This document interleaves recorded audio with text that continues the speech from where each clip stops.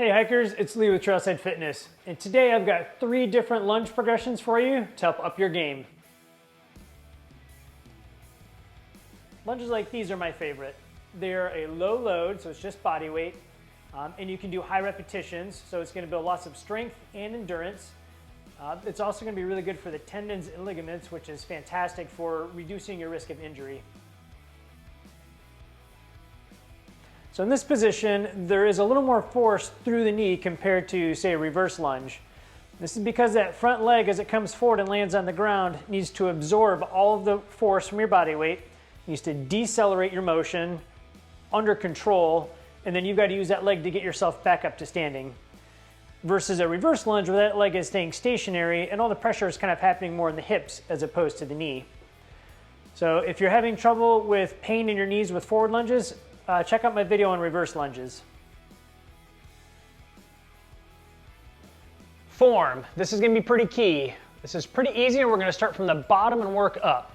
So I want to have your knee, your hip, and your shoulders all lined up in the bottom position of a lunge.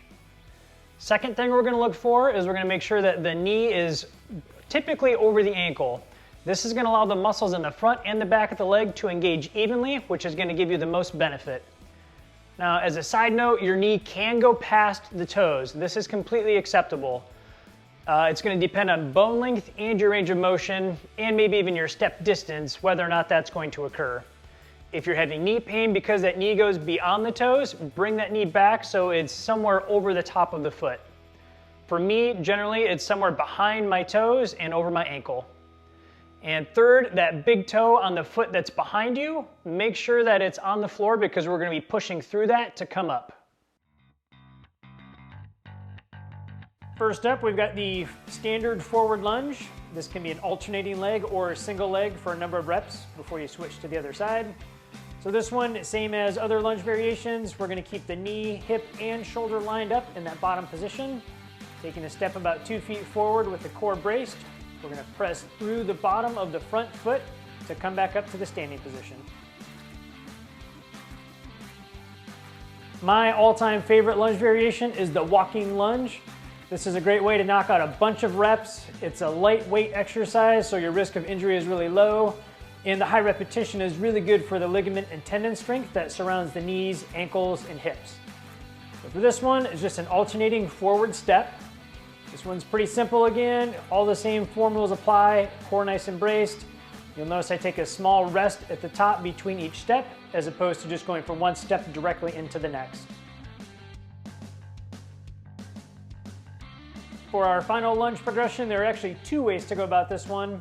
First one is stepping onto the step, as you'll see in the first video. This variation requires a little bit more skill and technique to make sure you hit the step each time. You're going to notice that my descent is less for the back leg, but my front leg is actually bending more. So this is going to be part of the benefits to this particular version. It's important to note that the strain on the back knee may be a little bit higher with this version due to the stretch in the front of the leg. And our second version for the lunge on a step is keeping that front foot stationary and then just doing lunges in that position. Form for the stationary step lunge is going to be weight on the front foot. That's going to be your working leg for this exercise. For the back leg, the weight's going to be on the ball of the foot. You are going to feel a little bit of pull in the quad on the back leg, but your focus again is going to be that front leg on the step, pressing through as you come up. If the step height is a little bit too high or you're feeling too much strain, just drop the step height down a little bit and try it again.